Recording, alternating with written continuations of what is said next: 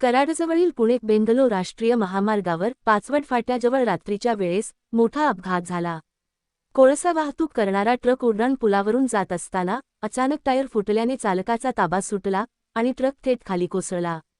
अपघाताच्या वेळी खाली जेसीबी मशीन उभी होती. त्या जेसीबी मशीनवर ट्रक जाऊन आदळला. या घटनेत ट्रकचे मोठे नुकसान झाले असून परिसरात काही काळ भीतीचे वातावरण निर्माण झाले होते. सुदैवाने या अपघातात कोणतीही जीवितहानी झाली नाही. मात्र ट्रक चालक जखमी झाला.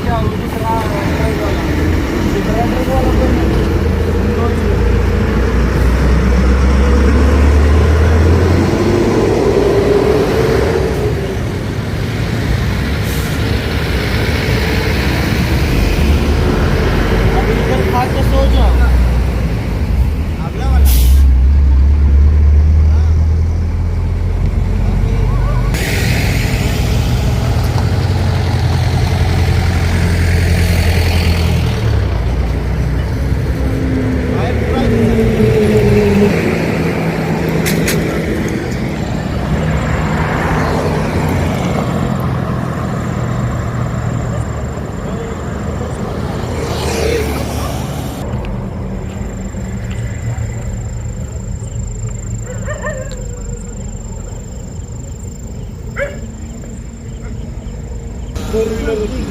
फोर व्हीलर पाहून काम करायला